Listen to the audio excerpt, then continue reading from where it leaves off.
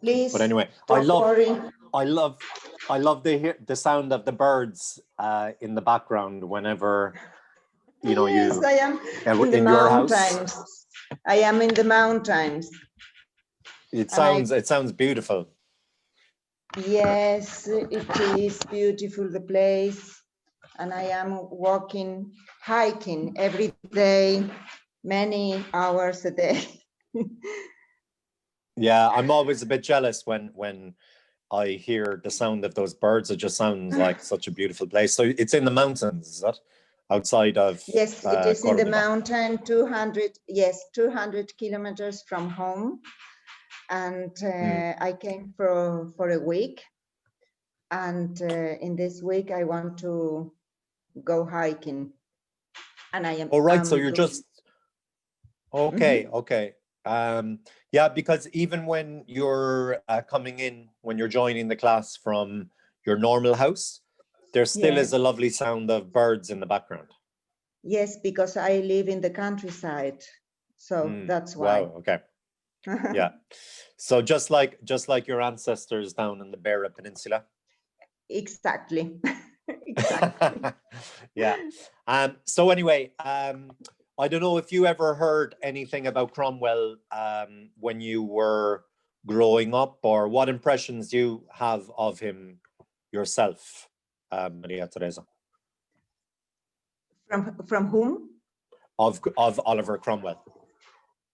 Well, no, I didn't know anything about him in my childhood.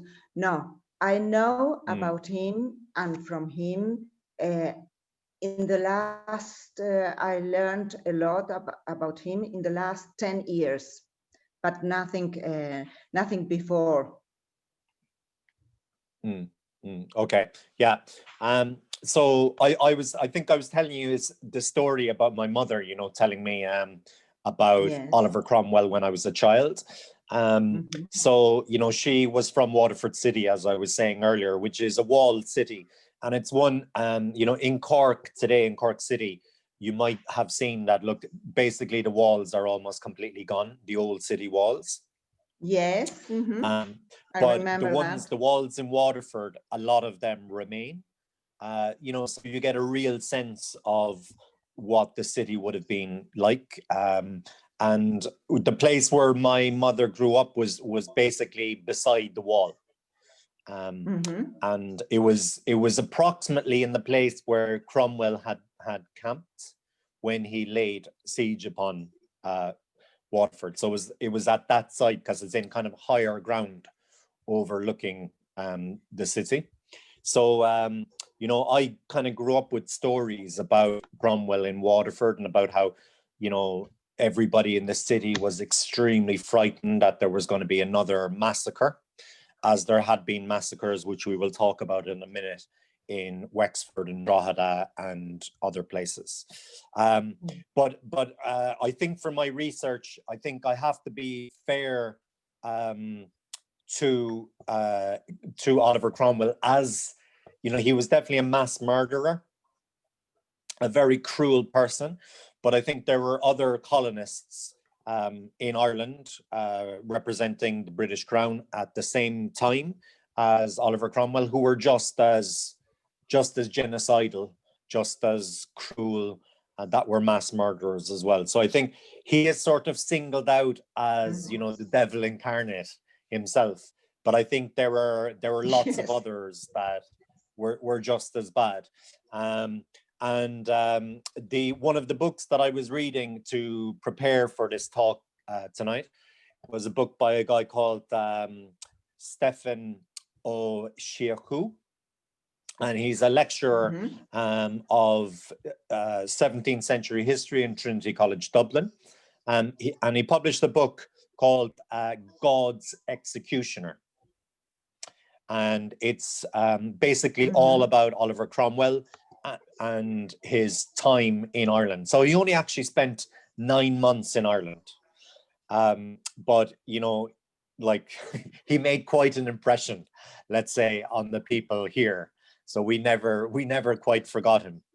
And there are lots of stories about Cromwell as well that were collected by the Folklore Commission in the 1930s, and other folklore that was collected about him in the 19th century, you know. So, and also there are contemporary records of atrocities that he committed in places like Wexford and Drogheda and elsewhere. Most of them, the vast majority of them, because Ireland was, you know, exclusively Irish speaking at the time. Almost all of those records are written in the Irish language. So a lot of English language historians, they don't know about them, you know. So if you look at biographies of Cromwell in England, you'll see, you know, they look on Cromwell as being a hero. Now he was treated as a villain shortly after his death.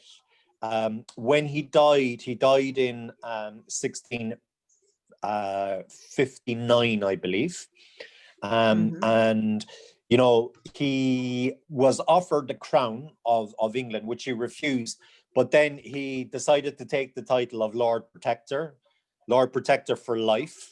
And then his son inherited that title, Richard Cromwell. So it basically was a monarchy in all but name. So like, in spite of the fact that like he kind of, you know, when he came around, when he first sort of came to political power, you know, he sort of appeared during the Republic, but then he very quickly made himself a dictator and essentially made himself an all-powerful king. Even though he never took the title of king itself. But, you know, what was there a great difference between Lord Protector and king? But because of the fact that he was responsible for the execution of Charles II, he was responsible for, you know, the decapitation of King Charles. Shortly after his death, about 10 years after his death, when Charles was reinstated, when Charles's son was reinstated to the crown, and you know, the monarchy was reestablished in England, his body was dug up from his grave, and he was hung, drawn, and quartered, and decapitated, even though, you know, his body was already in the ground for about, you know, had been in the ground rotting for about 10 years. So it's pretty horrible. But then, and his body was left out in the open as a warning for people, you know, not to execute the king. And his head as well, you know, was put on a spike at the entrance to London Bridge. Again, just as a warning, you know, this is what happens if you kill the king. You know, you don't get away with it. Even in death, you do not get away with it. And I think, you know, also we should remember that it's very important to be buried, you know, in the Christian religion, to be buried and to be buried in consecrated ground. And, you know, there's sort of resurrection of the flesh. So like people, you know, their physical remains are resurrected. So, you know, it would have been a shocking thing to happen to anybody, you know, for their graves to be disturbed after their death, you know, because that would be kind of eternal damnation, if you like, or, you know, it would stop them from being one of God's chosen few, let's say. So anyway, that's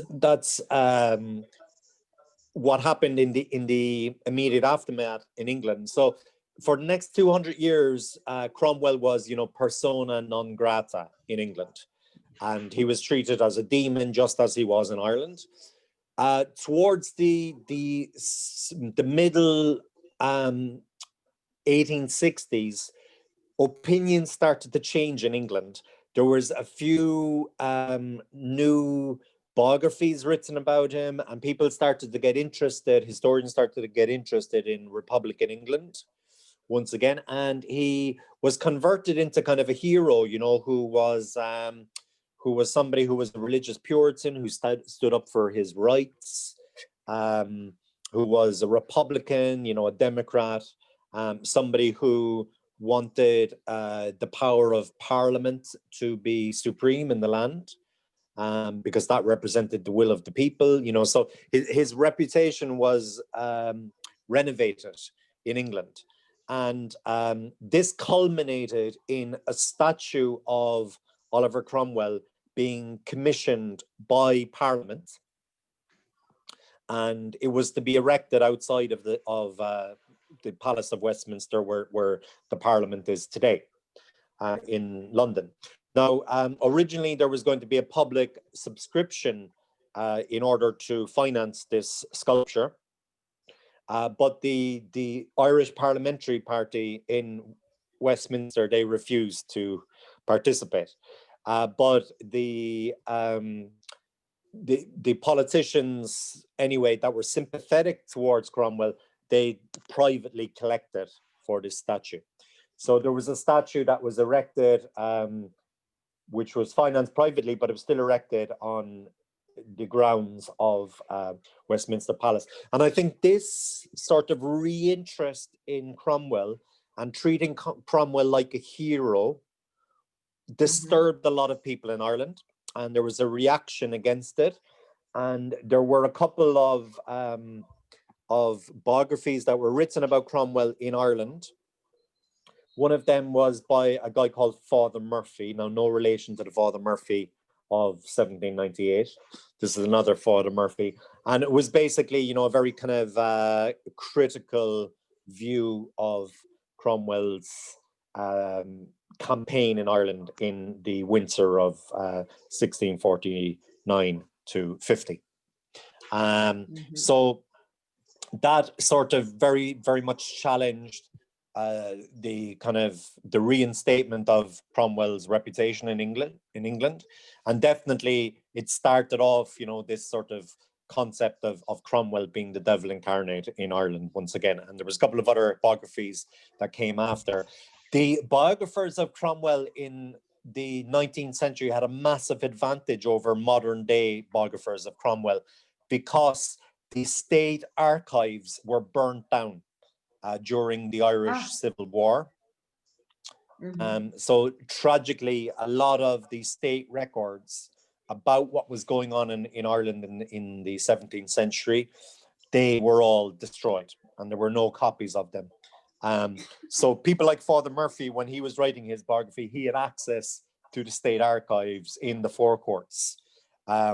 So there are sources that he had access to, which modern day historians don't have access to. So people are able to dispute what he said in his autobiography or in his biography of Cromwell, because those sources don't exist anymore. So he's been accused of making up these sources. But look, I think that's a bit unjust. You know, we must take those the sources that he used. I think we must take them at face value. You know, why shouldn't we? But anyway, that's there's some of the biographies that I've been drawing upon. So both English ones and Irish ones. And also there's a wonderful documentary on this subject, which I encourage you to watch afterwards. It is presented and written by the author of God's Executioner, that novel, right? So who is, his name is Stefan O'Shaughreau, right? So he's a Trinity professor of history, as I was saying. So I'll give you a link if you want to that documentary. It's on YouTube. It's well worth a watch as well if you're interested. Okay. Thank you. Yes. So anyway, here's a picture of Cromwell. This isn't from life. This is a painting from the 19th century, and you can see that, you know, Cromwell is kind of being depicted here as, you know, as a parliamentarian. You know, he's reading some of the law tracts. You know, he's being depicted as not really as a soldier and as somebody that was, you know, in actual fact, a mass murderer. He's being depicted here as sort of a Democrat. Here is the statue of Cromwell, which is you can see his birth date was 1599. So this was erected in 1899 outside of the Parliament in London on the 300th anniversary of his birth. He actually, there's only 2 statues of people outside Parliament. One of them is Oliver Cromwell. The other one is Richard the Lionheart. And Richard the Lionheart is another strange person to have outside Parliament, because Richard the Lionheart, first of all, he never spoke English. He spent almost all of his life in France or in the Holy Land during the Crusade.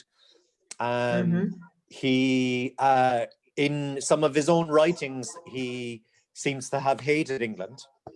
And it's another one where, like he was known as Richard Coeur de Lion, right? Because that's what his name was during his lifetime. That's what he was called in France. And like I said, he never, he didn't know any English, didn't speak English, had only been to England once or twice on holidays, had no interest in England whatsoever, really. But, like in the 19th century as well, during the Romantic sort of era, again, his reputation was completely transformed. And, instead of being called Richard Coeur de Lion, he was Richard the Lionheart. And he was this hero, and King John, his brother, was this evil person, and you had the stories of Robin Hood and things like that. So I think these statues of Cromwell and of Richard Lionheart, they don't really tell us much about what these people were like during their lifetimes. I think they tell us about England in the 19th century, because I think each generation reassesses history for its own benefit. Yes. So I think it's interesting that Cromwell was there and that they tried to change or they tried to reassess his identity and what Cromwell represents based on what was going on in the 19th century. Because, I think the 19th century in England was a very important time for Parliament because of, the reforms that were going in, the expansion of suffrage. Throughout the 19th century, more and more people get the vote. And towards the end of the 19th century, you almost have universal male suffrage. And then the beginning of the 20th century, female suffrage for women over 30 comes in. So it's Parliament really kind of exercising its power, and I suppose Parliament fulfilling its destiny as being a genuine democratic institution. But it seems shocking that they would have used Cromwell to promote that idea of Parliament. To an Irish person, at least, that seems shocking. It's like, Hitler was democratically elected as well, I suppose. But Yes, maybe can you imagine Hitler being, a statue of Hitler outside the Reichstag today? Maybe that could happen in a few hundred years' time if there's a reassessment of Hitler's reputation. Yeah, I don't know. But Cromwell, yes, for the Irish, I think, is what Hitler is for the Jews, let's say. For German, yes. Okay. Absolutely, yeah. So anyway, so this is how I and how the contemporaries of Cromwell remembered him, as a soldier, as somebody who proved himself on the battlefield, as not really a politician or certainly not a Democrat. He took power and greedily kept it for himself and for his family. Remember, he handed on power to his son, not to Parliament. So anyway, so looking at the 16th century England, right, there was a civil war, and on one side of the civil war you had the king, and you had the people who supported the king. They were the royalists. Now the king at the time, Charles, you can see him there, right? He was somebody who saw himself as an absolutist king, a little bit like Louis XIV, how he was going to become in France, that he was like an all-powerful monarch. So that's the way he saw himself, and he didn't want to listen to Parliament because he thought, well, I'm the sovereign, I shouldn't have to listen to anybody. So he actually, in 1831, he closed Parliament, and he only reopened Parliament at the end of the 1640s because he was forced to, because the country was going bankrupt. And he wanted to fight a war against the Scottish. Now, what was going on in Scotland to start a war? Well, up in Scotland, people were Calvinists. Okay, now in Scotland they're called Presbyterians, or particularly in Ireland we call them Presbyterians. But basically, Presbyterian and Calvinist is the same thing. So or sometimes they're called Puritans. These were the people who emigrated to the United States as well on the Mayflower. Yes, yes, yeah, I know. And who set up the 13 colonies there. They were Puritans, Calvinist, Presbyterians. We would see them as very evangelistic Christians today. Like in Brazil, for example, some of the people that are supporting Bolsonaro, or some of the kind of very literalistic evangelicals in the United States who were supporting Donald Trump, people who take the Bible and take it as that, look, every word in this Bible is the word of God, and taking it very literally. So Scotland went Calvinist or Presbyterian. Now the church that was the official church of England under the king was the Church of England. Now the Church of England was increasingly sort of going kind of more conservative and kind of going back to being closer to the Catholic Church.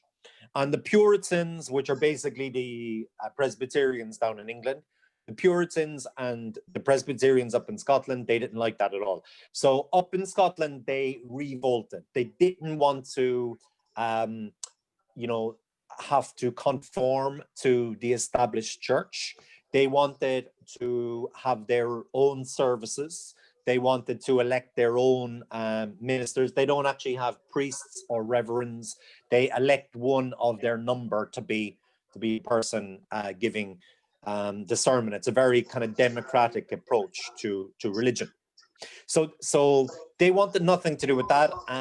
They refused to participate in the established church. So Charles, of course, being an absolutist king, didn't want anything to do with this. So he declared war on Scotland, and he needed money to raise an army. So he had to call Parliament back again.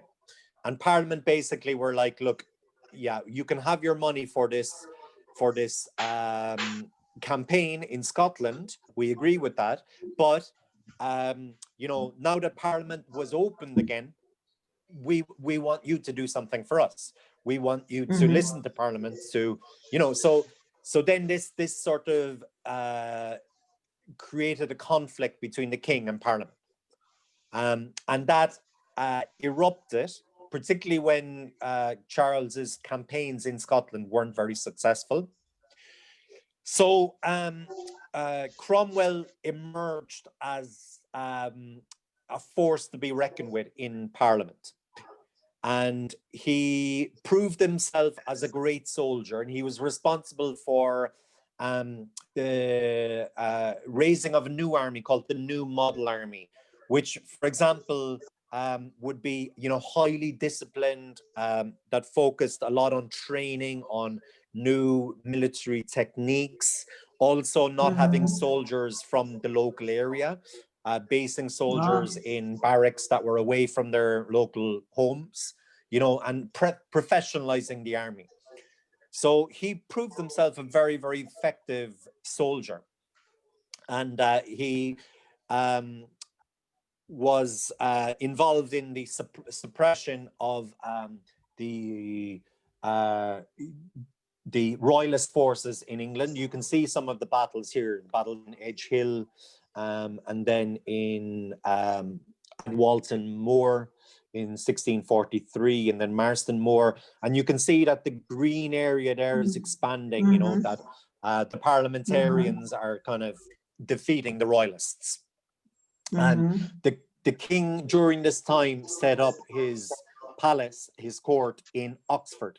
So Oxford remained loyal to the king. So that's the little red part that you can see near to London there. So anyway, eventually they defeated most of the power, but Ireland, right, they kind of saw this as an opportunity to rebel against the plantation. Now, there had been a plantation of Ulster in the early 17th century. Okay, this is after the 9 Years' War, the war that was led by Hugh O'Neill. There was the Battle of the Boyne, which was lost, and King James fled the battlefield. He was forever known in the Irish tradition as Seamus on Chach, which is Seamus the shit. So that's the name that he was given by the Irish people in poems and things like that. He fled the battlefield even though he hadn't lost. And actually I'm getting that was in 1690. Sorry, I'm getting a little bit confused myself here. There was a battle in Kinsale in 1601 which was when the Irish forces were led by Hugh O'Neill. And they were allied with the Spanish. Unfortunately, they lost that. And a lot of the landowning Gaelic aristocracy fled the country in 1609 with the flight of the Earls. That freed up a lot of land in Ulster. And then the English started a plantation of Ulster. So that's why today, you know, you have a majority unionist population in the north of Ireland because of those plantations that were started from the departure of O'Neill and his allies, O'Donnell, up in Ulster, right? So that was going on up there. So things were, obviously, people were very angry about their land having been stolen. And when civil war broke out in England, there was a rebellion in Ireland. Now, there had been like a number of atrocities committed against the Catholic Irish, not just in Ulster, but in Munster as well. Thousands and thousands of people were being murdered. Civilians, soldiers, it didn't matter, women, children. So there was a lot of anger on the part of the Catholic Irish. So when civil war broke out, there were atrocities committed by the Catholic Irish against the Protestant planters, the Protestant unionist planters up in Ulster. And there were terrible atrocities as well committed. So this is in 1641. Now, these atrocities, they pale in comparison to the atrocities that were committed against the Irish. But still, look, an atrocity is an atrocity. And these were, there were innocent women and children murdered by the people during the rebellion from the Irish Catholic side. There's one famous occasion on the River Bann where they forced some Protestant civilians into the River Bann where they drowned. And some of them tried to get out of the river, but they cut them down and forced them to go back, and they drowned. During the marches, right, that you have in Ulster in the commemoration of the 1690 Battle of the Boyne, with James II, Seamus on Chach, they commemorate this event, right, when all these people were drowned So they have banners with paintings of that. So it's something that they never forget. The stories of these atrocities committed by the Catholic Irish against the Protestant planters, they were spread all over England. Now, this was the very early days of printing, and there were kind of comic books that were going around depicting some of the events of the atrocities committed by the native Irish against the planters in Ireland and other atrocities. And these sort of created a huge rage amongst the parliamentarians in particular. And also, as the stories spread, they were embellished, and they were, instead of hundreds being killed, there were thousands being killed. Instead of thousands being killed, there were hundreds of thousands. This was the greatest atrocity ever committed. So even though Cromwell, he had to deal with the royalist forces in England first, it was always his intention to go back and to crush the Irish rebellion and to get revenge against these atrocities, right, that were committed against the planters. So that was all in his mind, but he couldn't do it yet. And also he was nervous about there being a royalist attack launched on England from Ireland. So this was always a danger as well. Now you can read royalist and native Irish as being the same force, right? So the royalists were Catholic and the Catholics were royalists. Or if they weren't Catholic, they were sympathetic to a Catholic king getting back on the throne. Okay, so anyway, there was a trial of the king right towards the end of the 1640s, and the king was found guilty and he was executed. Here's a contemporary drawing of his trial in Westminster. Okay, so this is the king, and he gave a very famous speech as well on the day of his execution. Now, whatever kind of king Charles was, people who saw his execution take place, they say that he was very brave at the moment of his execution. And he gave a speech to the assembled crowd just before his decapitation. And this speech became very famous as well. It was copied out and it was turned into a pamphlet, and with the printing press and everything was spread all around the country. So people, kind of were becoming a bit more sympathetic towards the king, even though he was dead. But, that's why they wanted to spread these stories about the Catholic Irish, to counteract the propaganda that was being spread about the king. Here's a contemporary drawing as well, a bit of a graphic drawing of King Charles's head after the execution. This was the kind of stuff that was being, this is from one of the pamphlets that were published at the time. Okay, now, Cromwell invaded Ireland in 1649. You can see right at the start of the rebellion, you can see that the Catholic ownership of the land in Ireland is, most of the land in Ireland is owned by Catholics, right? Between 50 to 100%, particularly in the south of Ireland. Okay. Now this is made up by what we call the Old English, who were people like who were just as Irish as the Irish.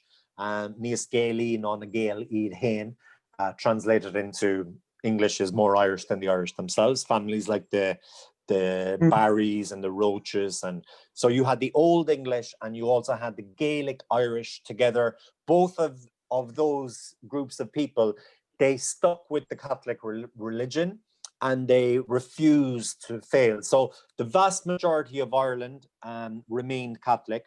The part that you can see in the north that is Protestant-owned land was given to the planters, right, in the after 1609, after the flight of the Earls.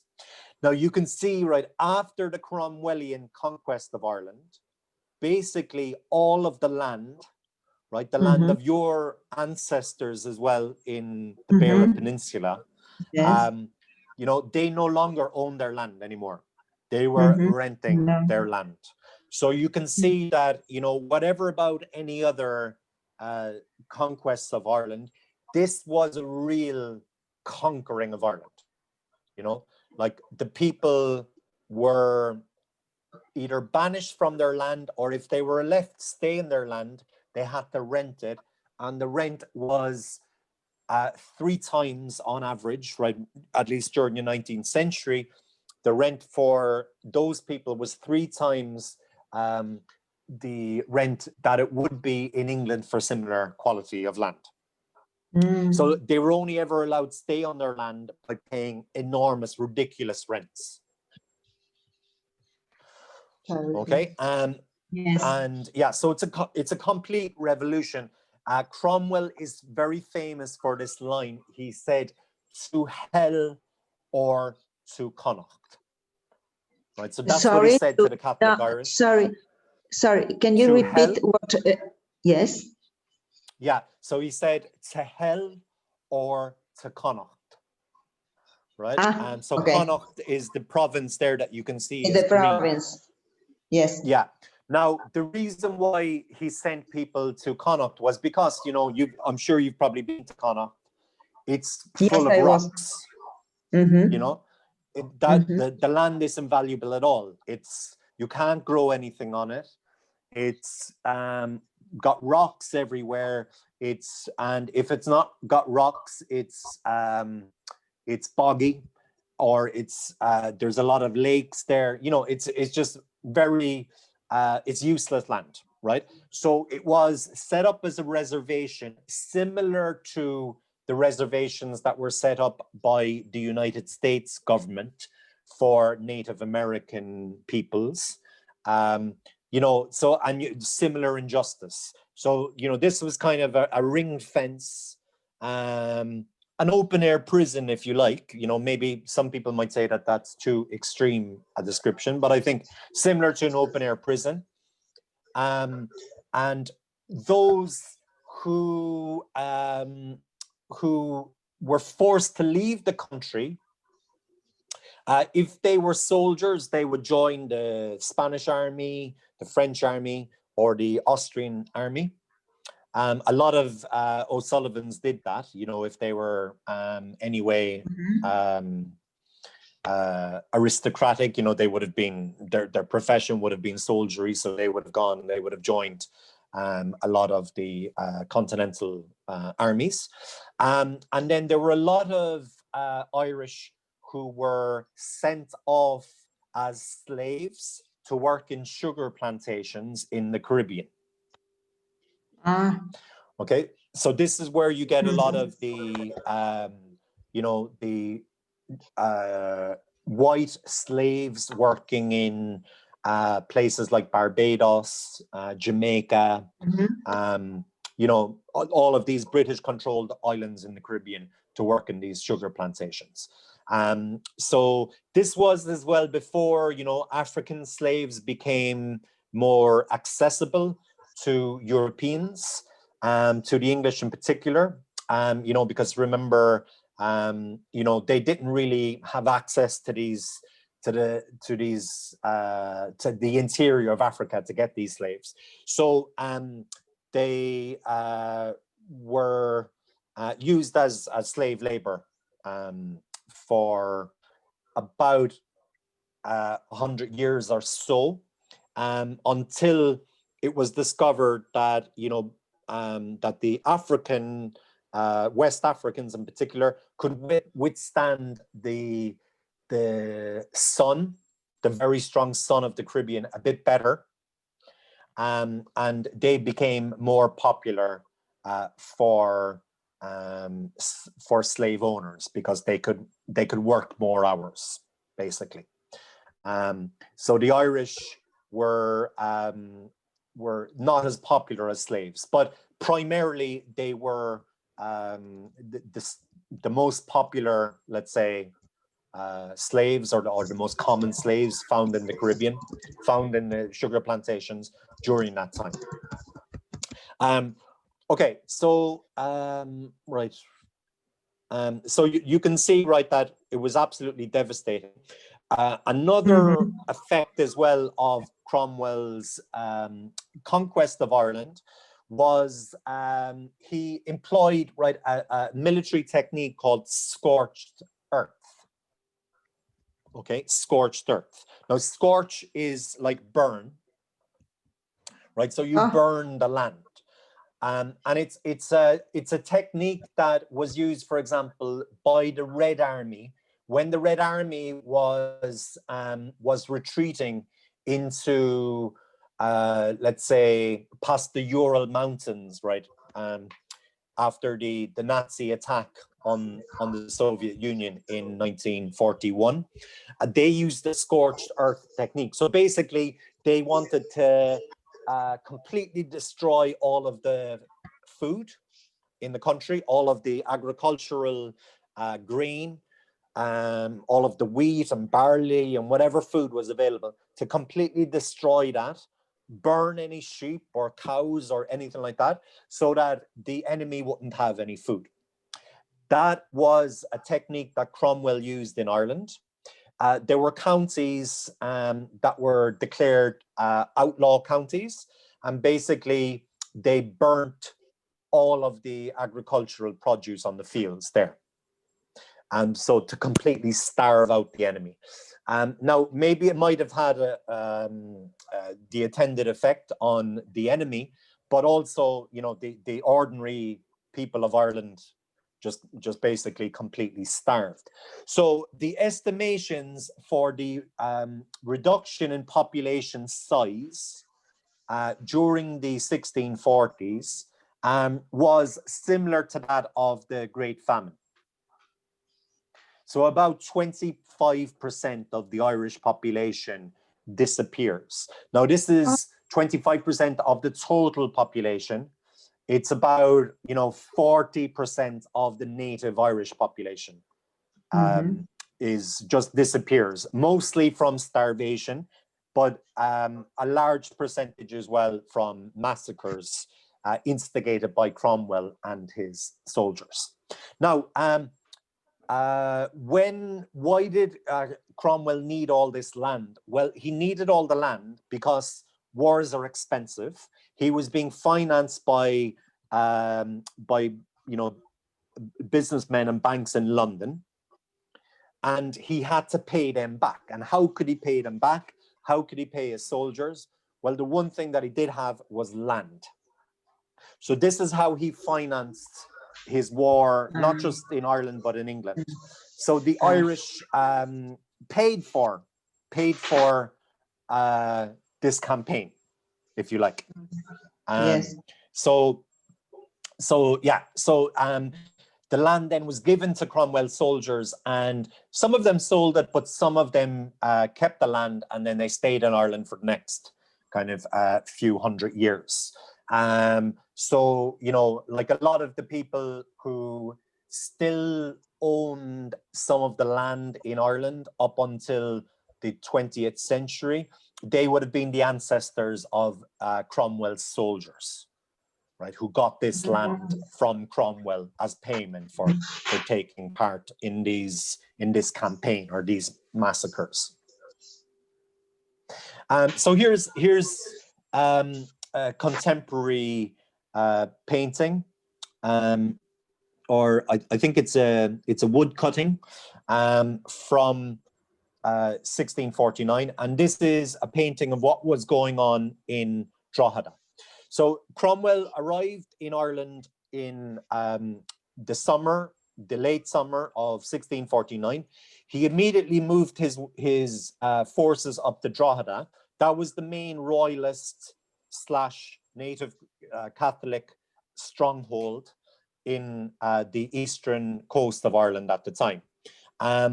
And I think he needed to teach the Irish or the royalists as well a lesson in Ireland. So anyway, he laid siege upon the city. The city had high walls. It was well defended. So it took him a long time. It took him 10 days to eventually penetrate one of the walls. Now, Cromwell, if you can see on this picture here, he was on the southern side of the river. So that's where his armies were. They weren't on the northern side. So they eventually, with their cannons, now he had access to a lot of money. Also, he had access to the seas, and he could bring cannons up, and he could bombard the wall. So eventually destroyed one of the walls there in the southern part of Drogheda, and his forces went in. Now, when he was leading his soldiers in, he said to his soldiers, "Thou shalt take no, or thou shalt give no quarter." Now, what that means in modern English is you're not going to take any prisoners. Okay, so kill everybody. And he stated in his own letter to Parliament, which I'm going to quote from in a minute, that when he saw some of his own soldiers that had been killed, he got angry, and he said, "Look, thou shalt give no quarter." Now, instead of killing all of the like, let's say, armed soldiers or even like prisoners that they had taken, the soldiers, they murdered everybody. Now, it's not 100% clear whether Cromwell wanted to do this or not, according to his own accounts. But according to accounts of people that were there from the Irish side, they deliberately went about killing civilians as well inside the city. So there are a couple of notorious events. So here's a picture again of the city. You can see that he's occupying the high ground above Drogheda and using his cannons. And this is just before he takes the city. Here's another contemporary depiction of the same thing. Okay, so this is a picture of modern day Drogheda. You can see you have the river here in the foreground, right? So most of the city is in the north side. Now, there was a drawbridge. There was only one bridge connecting the south to the north of the city. There was a drawbridge, a bridge that you can bring up. Now, unfortunately, the defenders, they didn't manage to raise the drawbridge. So Cromwell's forces were able to go into the northern side of the city as well. And a lot of people, civilians, women and children, but also some soldiers, they occupied St. Peter's Church. Now, the churches, right, they act irrespective what denomination the church is from. If you go into a church, the church gives you sanctuary. Okay, but Cromwell didn't respect the sanctuary of the people inside the church, and they locked the door and they burnt the church down. The church. With the people inside screaming, right? So here is Cromwell's own depiction of our own comment as to what happened there. Let me get this, right? So this is from his letter to William Lenthal in 1649, who was the Speaker of the House of Parliament. So this was written just after he took Drogheda. So I forbade them to spare any. So I forbade them as my soldiers to spare any that were in arms in the town. So I told them to kill everybody, even if they surrendered. Don't take any prisoners, basically. And I think that night they put to the sword about 2,000 men. Divers of the officers and soldiers being fled over the bridge into the other part of the town. There were about 100 of them possessed in St. Peter's Church steeple, some at Westgate. Now, you can see where St. Peter's Church is here, right? Yes. So I'm just showing you on the map where it is, okay? Yes, And yes, then I see the point, the dot. the gate, the West Gate as well is here. And that actually in my blue circle is in the wrong place. Should be on the other side there. And then also other people occupied this tower. This was called St. Sunday's Tower. You know, you'll see he'll mention that in a second.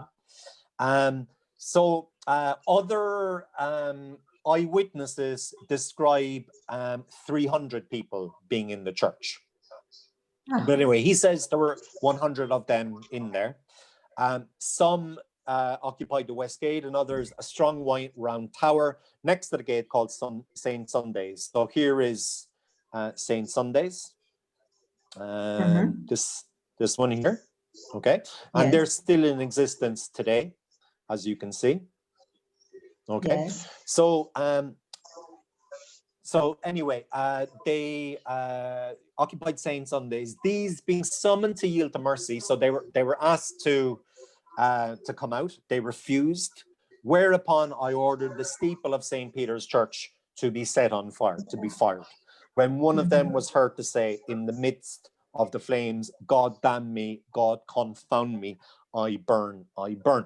Now, Cromwell obviously tries to make himself look, you know, like a reasonable person, but other depictions of what were going on that were written in Irish say that you know, there were women and children. They were asking to come out, but you know, it happened very, very fast that they'd locked the gates of the door of the church and burnt it down, knowing that there were innocent civilians inside there. Oh my God. There was also the Lord Mayor of the city of Drogheda. He had lost a leg in battle, so he had a wooden leg, and they beat him to death with his own leg, just outside St. Peter's Church. Yeah. Now, they were looking for, he was rumored to have gold in his leg, in his wooden leg. So they were saying they were looking for that. Oh my God. That was the excuse anyway. The reason. Okay, so, yeah. Other accounts of what was going on in Drogheda say that the streets were running with blood. Any priests, of course, any Catholic priests that they found were to be hung on the spot. So many people perished. And, you know, like you can see another thing that he says, right, after Drogheda, right, he says, look, this is righteous judgment. This is the righteous judgment of God upon these barbarous wretches. Right, so he's saying, look, that he is the instrument of God's punishment on these Catholics, okay, who have imbrued their hands in so much innocent blood. Right, so he's talking about the blood that was spilled by, you know, the Protestant planters in 1641. Even though, like, these individuals that were in the church, for example, had nothing to do with that.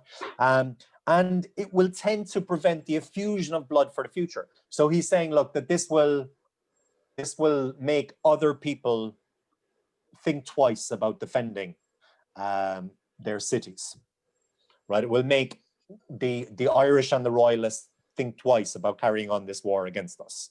So it's the preventative war, which is the argument that's often used by modern forces like the United States in Iraq in 2003 under George Bush.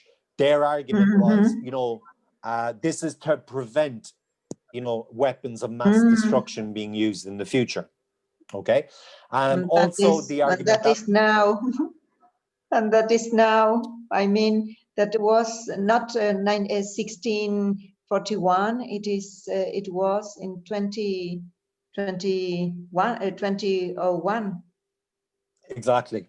Exactly. Yes, it's Exactly. terrible. So, yeah. And also, the same sort of moral argument was used by the Americans, by the US, when they dropped the atomic bomb on Hiroshima and Nagasaki, right? So they were able to say, look, this will prevent further spilling of blood. So, and this is something that's not new in Ireland. There was a law that had been instituted at the beginning of the 17th century, which was also a preventative law. So it meant that in the cities of Cork and Dublin, Catholics could be arrested and executed based on crimes that they hadn't yet committed. Okay, so this was something, this was something that was put into law in the early 1600s. Yeah, so it's something, it's not new that he's saying, look, I'm going to murder all these people because this will send a warning out and it will stop anybody else from making a stand against me. So anyway, this is his argument. Now you can see, obviously, Cromwell is trying to paint himself as a reasonable person. He saw himself as a Christian, and he makes an argument to make himself look like he wasn't murdering people in cold blood. He wasn't murdering civilians. Okay, and I don't think we can have a problem with him murdering soldiers, right? Because all's fair in love and war, as they say.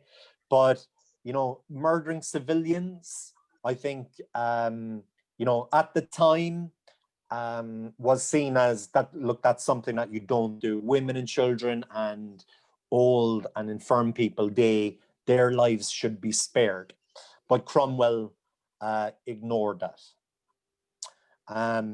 Okay, so anyway, this is a righteous judgment of God upon these barbarous wretches who have imbrued their hands, who have covered their hands in so much innocent blood, that it will tend to prevent the effusion of blood for the future. Okay, so it's a preventative measure, which are the satisfactory grounds to such actions. So which justify my massacre here, which otherwise cannot work remorse and regret. Okay, so that's what happened in Drogheda.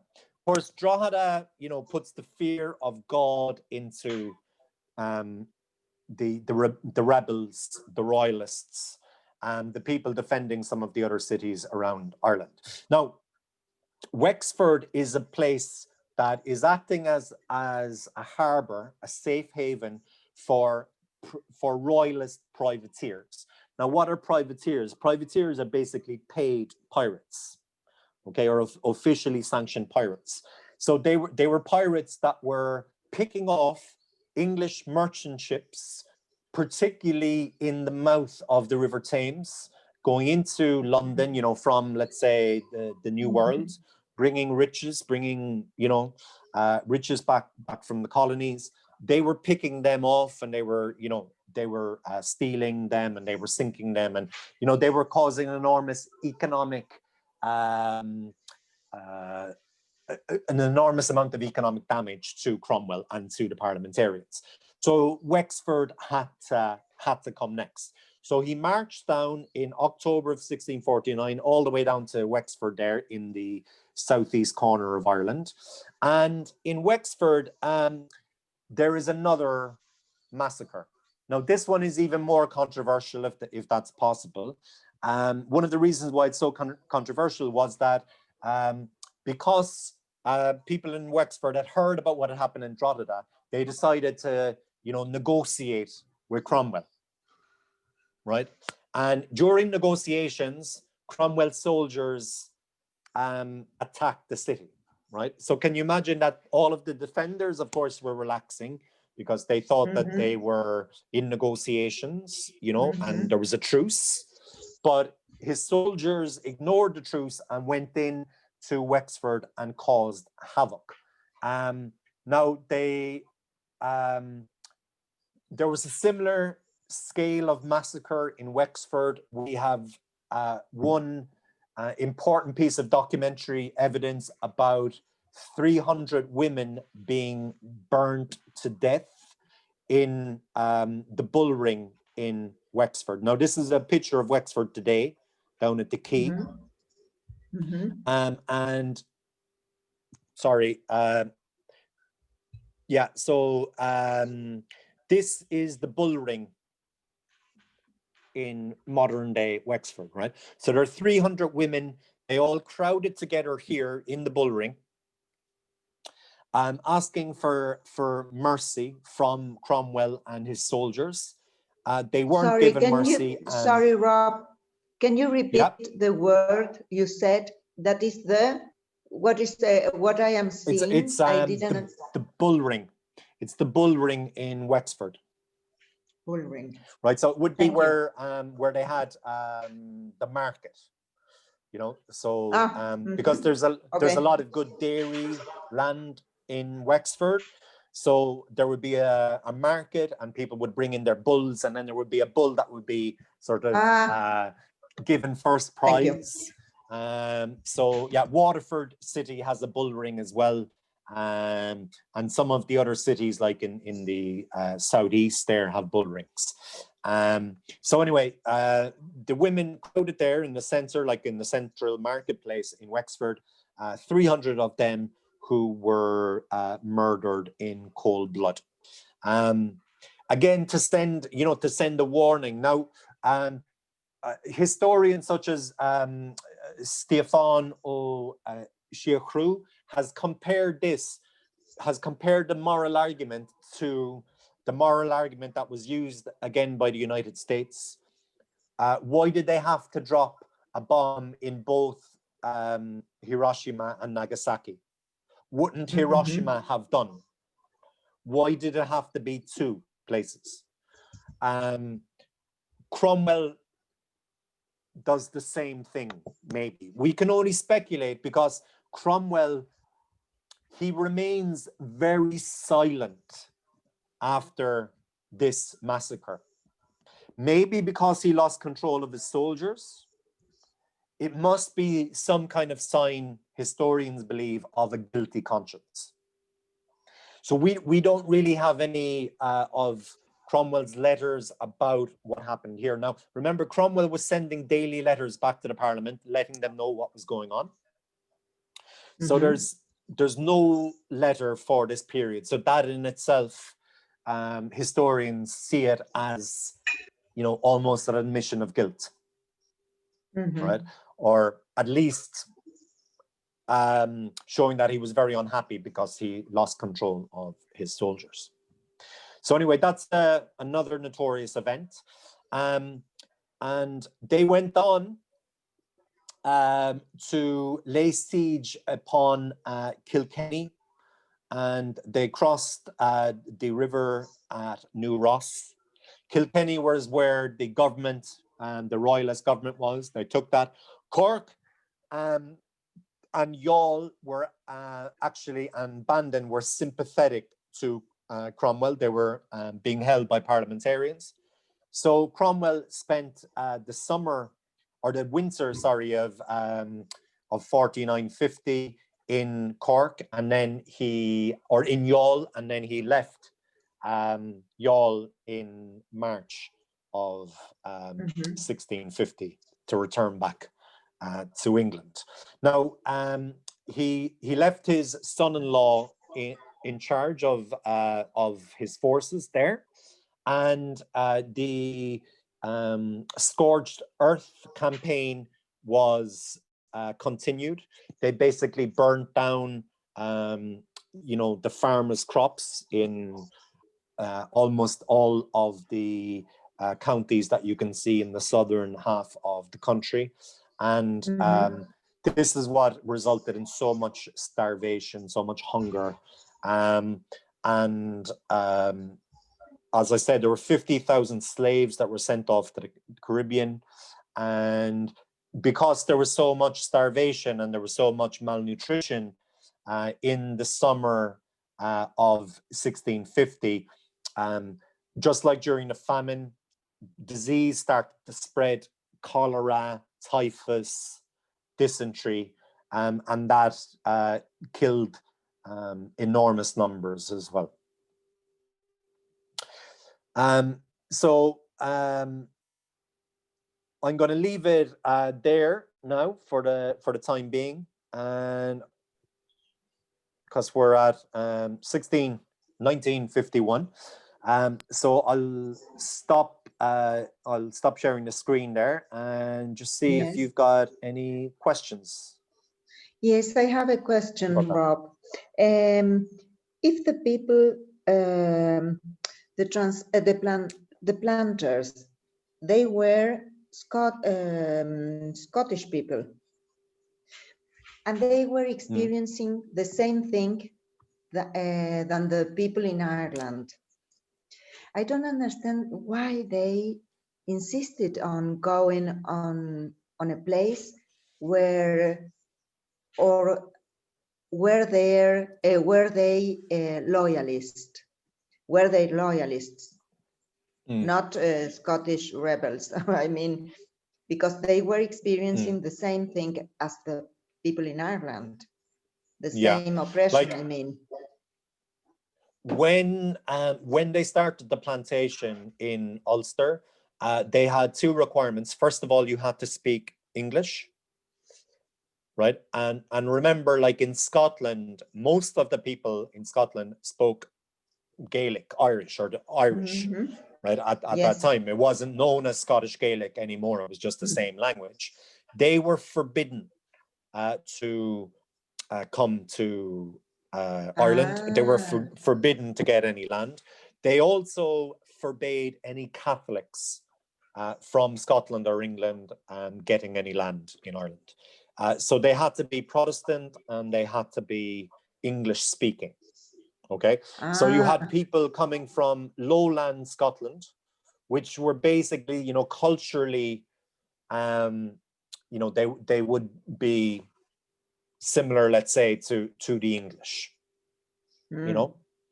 Now they didn't want any Welsh people either there, you know. They weren't trusted either, or people from Cornwall who spoke Cornish, you know. So they wanted English speakers there. So that was the two primary requirements. You had to speak English and you had to be a Protestant. Now, I suppose there were people for whom, you know, getting land for free almost, you know, was an amazing offer. You know, if you're in a place, so, you know, you can't blame people for taking up the offer, and you're always going to find people that will I don't complain. No, I don't blame them at all. But I was wondering if they were living in and experiencing the same situation, the same oppression than the Irish, why they did accept that offer. I cannot understand. Well, so you know, because they were, I suppose they were English speaking, and they were, you know, definitely very sympathetic to England. But there were, I have to say though, that exactly, that they were you had in Ireland in 1641, right, the population was approximately 700,000 or 800,000 Catholics, native Catholics, okay, both Old English and Gaelic Irish. In Ulster? In the whole country. In the whole country. Right, in 1641. This is an estimation anyway, by Stefano O'Sherchru in his book. That's what he says. So 800,000 of them were Catholic, and then you had 200,000 English planters, both in the south and in the north. Okay, now they were members of the Church of England, the established church. And then you had 100,000 Presbyterians or Calvinists who were lowland Scots, lowland English-speaking Scots, you know. So that was the makeup. And then of that, about 300,000 of those native Irish were killed. So 300,000, maybe 350,000 historians are they're the kind of figures that you get. So anyway, a good kind of 25% of the population. So it was 1.1 million. So 25% of that. 250 to 300,000. Yeah, approximately 300,000. So like in terms of percentages, you know, it was a very devastating time. Yes, I can imagine. Yes. And, you know, I think the importance of the Cromwellian conquest is that it sets into place everything that goes after. So like the injustices that are begun under Cromwell, they continue with the penal laws, they continue with the oppression of the native Catholics in Northern Ireland after the founding of Northern Ireland. You know, like that, it sets up a two-tier state where you have the subjects, which are, you know, the members of the Protestant churches, and you have the non-subjects, basically the Irish. In a similar way to what you get in, you know, like for example in the Belgian Congo, or with, you know, the Mexicans, you know, under the Spanish, after they took over that country. You know, there's very much kind of two societies. You know, the Irish are very much seen as, you know, I think, I hate to use this word, but basically subhuman. I think that's the way they're treated in the law anyway. That if you're an Irish Catholic, you're subhuman. Like even there were Irish, for example, the O'Briens in Cork City, right? The O'Brien, they owned land in Cork City. Okay, now they were originally Gaelic lords from County Clare, like descendants of Brian Boru. Now they went Protestant, and they remained loyal to the parliamentarians, to the English, particularly during like the 9-Year War, the Battle of Kinsale. You know, they, like the O'Briens, remained loyal to the English. Now they were Irish, so it didn't matter that they were Protestant, they still weren't equal. So like the English Protestants would never see the Irish Protestants as being their equal. They were still to some degree subhuman based on their ethnicity. Yes. Okay. A very interesting, a very sad story, a very sad,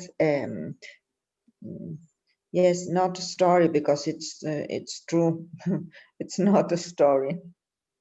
A very, yeah. Well, Yeah, it is very sad. Anyway, look, let's leave it there. So tonight, Tere, thank you very much for coming, as always.